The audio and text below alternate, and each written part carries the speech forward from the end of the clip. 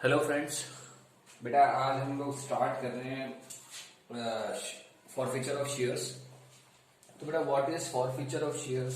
बेटा जब भी कोई शेयर होल्डर अपनी अलॉटमेंट या कॉल मनीज देना भूल जाएगा तो हम उसको क्या कहते हैं? Forfeiture of shares. मतलब कोई भी शेयर होल्डर अगर अपनी कॉल मनी या फिर अलॉटमेंट मनी देना भूल जाएगा या फिर नहीं देगा तो हम उसको क्या करते हैं, उसके इस डिफॉल्ट को पहले तो रिकॉर्ड कर लेते हैं, और अगर वो after specified period of time अगर वो मनी नहीं पे कर पाता है तो क्या होता है, उसको उसके शेयर फॉरफिट कर देते हैं। What is forfeit? इज जब्त कर लेना, मतलब उसके शेयर्स को कैंसिल कर दिया जाएगा और उसके शेयर जो फॉरफिटेड शेयर्स है वो कंपनी रख लेगी।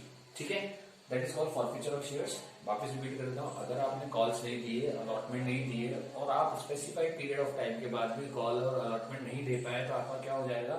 शेयर कैंसिल हो जाएगा। और शेयर कैंसिल होने का मतलब है कंपनी ने आपका शेयर फॉरफिट कर दिया है। अब बेटा शेयर फॉरफीचर की एंट्री क्या होती है? शेयर फॉरफीचर की एंट्री बेटा ये है, share capital account debit to share allotment account to share first call account to share second call account to share forfeiture account. ठीक है, अब बेटा शेयर कैपिटल अकाउंट में कौन सा अमाउंट आएगा? Called up amount. कौन सा अमाउंट आएगा? कॉल्ड अप अमाउंट, जो कंपनी ने मंगा लिया। ठीक है, इन तीनों में बेटा वो अमाउंट आता है which is not paid by share holder, जो शेयर होल्डर ने पे नहीं किया है। और शेयर फॉरफीचर में वो अमाउंट आता है बेटा which is paid by share holder, जो शेयर होल्डर ने पे कर दिया था। ठीक है, तो this is the entry of forfeiture. अब एक चीज आपको और बता देता हूं, अगर बेटा जो आपका अलॉटमेंट फर्स्ट कॉल और सेकंड कॉल अगर इसके अंदर प्रीमियम है, अगर इसमें प्रीमियम है तो बेटा हमको क्या करना पड़ता है? एसपीआर अकाउंट को भी करना पड़ता है, डेबिट करना पड़ता है। ठीक है, और अगर इनमें प्रीमियम नहीं है तो एसपीआर को डेबिट नहीं करेंगे, एंट्री सिर्फ वही रहेगी जो कि मैंने पहले लिख रखी थी। This is all about what is the entry of the share forfeiture. Now बेटा हमने क्या करे हैं, दो एग्जांपल्स लिए हैं। ये दोनों एग्जांपल्स हैं, ये दोनों बेटा एक जैसे ही एग्जांपल्स हैं। ठीक है, इसमें फर्क क्या है बेटा? यहाँ पे शेयर जो है 100 पे इशू है और यहाँ पे जो है शेयर्स 100 पे तो इशू है, साथ ही प्रीमियम भी है 10 रुपीज का। तो यहाँ पे शेयर जो है 100 पे इशू है और यहाँ पर जो शेयर है 110 पे इशू है। ठीक है, यहाँ पर मैंने नहीं बता रखा है कि प्रीमियम किस वाली इंस्टॉलमेंट के साथ है, किसके साथ है, अलॉटमेंट के साथ है या फर्स्ट एंड फाइनल कॉल के साथ है। तो जब ऐसा नहीं होता तो हम अज्यूम करते हैं कि अलॉटमेंट के साथ प्रीमियम। ये दोनों एग्जैक्टली सेम है। एक शेयर होल्डर है 1000 शेयर का जिसने अलॉटमेंट और कॉल्स नहीं दिए, और यहाँ पर भी एक शेयर होल्डर है जिसने अलॉटमेंट और कॉल्स नहीं दिए। दोनों एग्जैक्टली सेम क्वेश्चन में, बस प्रीमियम का फर्क है। ठीक है, तो प्रीमियम का फर्क इसलिए रखा है मैंने ताकि मैं आपको ये एंट्री समझा सकूं कि प्रीमियम डेबिट कब होगा और प्रीमियम डेबिट कब नहीं होगा। ठीक है बेटा, तो चलो इन दो क्वेश्चंस को हम करते हैं। मैं सॉल्यूशन ऐसा बनाने की कोशिश करूंगा कि दोनों ही जो क्वेश्चन है इसमें कवर हो जाए। सबसे पहले एंट्री बेटा आप क्या करते हो? Bank account debit to share application account. ठीक है, तो बेटा एप्लीकेशन मनी आपका 25 का है और 10,000 शेयर्स है, यहाँ पर भी 25 का है और 10,000 शेयर्स है। तो बेटा ये वाली एंट्री जो होगी ये 2.5 लाख की हो जाएगी। दोनों ही क्वेश्चन में क्या है, ये वाली एंट्री 2.5 लाख से ही होगी। नाउ जब हम दूसरी एंट्री करेंगे, that is transfer entry, share application account to share capital account, या फिर ट्रांसफर की एंट्री, और ट्रांसफर में बेटा 2.5 लाख रुपए से अमाउंट हो जाएगा। और ये एंट्री बेटा दोनों ही केस में सेम होगी। जब हम अलॉटमेंट की बात करते हैं बेटा, तो अलॉटमेंट की जो पहली entry, share allotment account debit to share capital account, तो अलॉटमेंट बेटा यहाँ पर तो आपका 25 से है और यहाँ पे आपका 35 से। तो मैं दोनों की एंट्रीज अलग अलग लिख देता हूँ। फर्स्ट वाले केस के लिए अलॉटमेंट की एंट्री ये होगी और दूसरे वाले केस के लिए अलॉटमेंट की एंट्री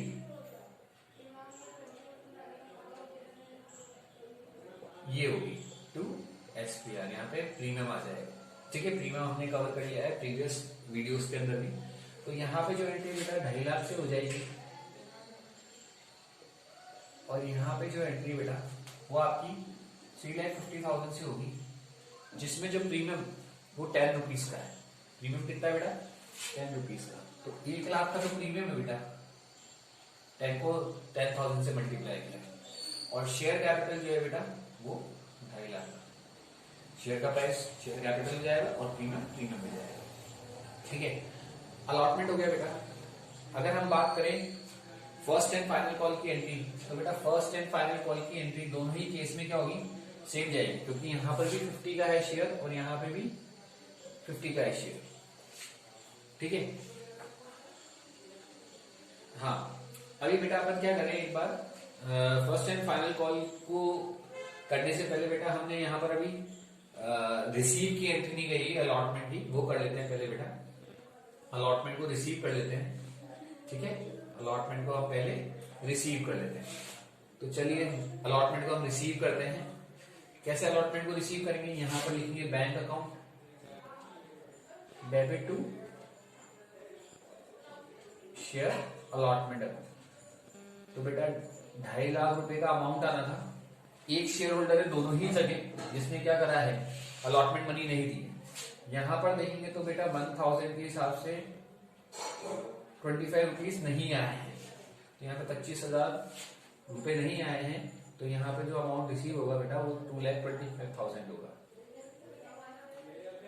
ठीक है, जब यहाँ पे अलॉटमेंट रिसीव होगी दूसरे केस के अंदर,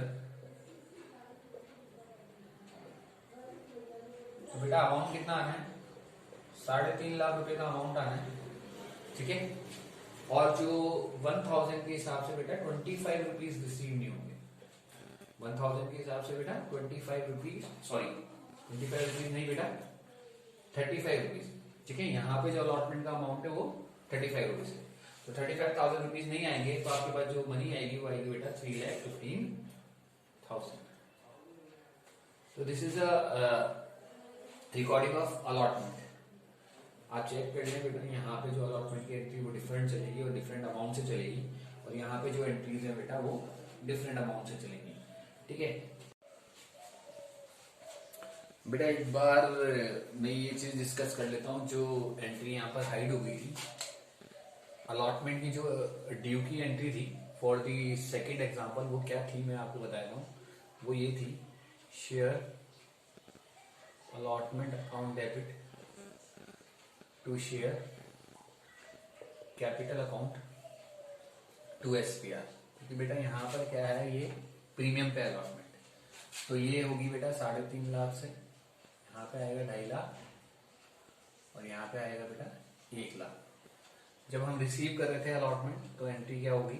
bank account debit to share allotment account. 3.5 lakh का हमको अलॉटमेंट रिसीव करना था, और 1000 शेयर्स पे 35 रुपीज नहीं आए थे बेटा, तो ये 3,15,000 रुपीज से एंट्री हो जाएगी। ठीक है, तो अलॉटमेंट की जो एंट्री यहाँ हाइड हो गई थी वो मैंने आपको यहाँ बता दी एक बार और करके।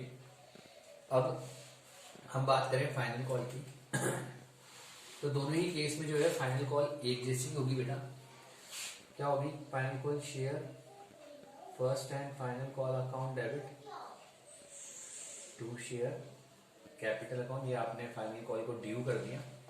कितने अमाउंट से ड्यू करेंगे? 50 और 10,000, 5 लाख रुपए से। ठीक है, जब आप रिसीव करेंगे तो क्या एंट्री करेंगे? Bank account debit to share first and final call account. तो 5 लाख का अमाउंट रिसीव होना था बेटा। ठीक है, 5 लाख का अमाउंट रिसीव होना था, और बाय 1000 शेयर्स पे बेटा 50 रुपए नहीं आए, तो 50,000 रुपीज नहीं आए, तो ये होगा बेटा 4.5 लाख से रिसीव। अब बेटा एक बार फॉरफीचर देख लेते हैं। फॉरफीचर देख लेंगे, दोनों ही केस में फॉरफीचर कैसे होता है। ठीक है, तो फर्स्ट केस में जो फॉरफीचर होगा, फॉरफीचर के जो फर्स्ट केस में फॉरफीचर होगा बेटा वो कैसे होगा देख लेते हैं। तो सबसे पहले तो मैंने आपको एंट्री बताई रखी, share capital account debit to share allotment account, to share first and final call account, to share for future. ठीक है बेटा, तो ये तो है आपकी फर्स्ट केस के लिए। अभी यहाँ पर क्या होता है, कॉल्ड अप अमाउंट आता है, तो 1000 शेयर्स पे बेटा आपने 100 रुपए मंगा ली, तो यहाँ पे जो अमाउंट आएगा वो 1 लाख आएगा। अलॉटमेंट के जो है बेटा अलॉटमेंट के जो है वो 25,000 रुपीज पे नहीं किए थे, ठीक है, और फर्स्ट एंड फाइनल कॉल के बेटा 50,000 पे नहीं किए थे। तो फॉर फ्यूचर में पेड अप अमाउंट लिखते हैं हम, और डिफरेंस भी लिख सकते हैं। 1 लाख में से 75,000 गए तो ये 25,000। अगर दूसरे वाले केस की बात करें तो एंट्री कैसे बनेगी, share capital account to share allotment account to share. तो बेटा सेकंड केस में कैसे बनेगी, share capital account share allotment, और मैंने एसपीआर को डेबिट किया है क्योंकि अलॉटमेंट के साथ प्रीमियम था। फिर बनेगी to share first and final call account और टू शेयर फॉर फ्यूचर। ठीक है, तो बेटा कॉल्ड अप अमाउंट यहाँ पे भी 1000 शेयर्स का 100 रुपए है, 100 रुपए पूरे मंगाए जा चुके हैं, ड्यू की एंट्रीज हो चुकी है, तो यहाँ पे आप 1 लाख लिख दीजिए। 1000 शेयर्स पे जो प्रीमियम है वो बेटा 10 रुपए का है, तो यहाँ पे 10,000 लिख दीजिए। और अलॉटमेंट के जो है आपके पास 35,000 रुपीज नहीं आए हैं, फर्स्ट एंड फाइनल कॉल के आपके पास 50,000 रुपीज नहीं आए। ठीक है, तो अगेन जो शेयर फॉरफिचर का अमाउंट है वो आप डिफरेंस से लिख सकते हैं, 1,10,000 माइनस 85,000 दैट इज 25,000।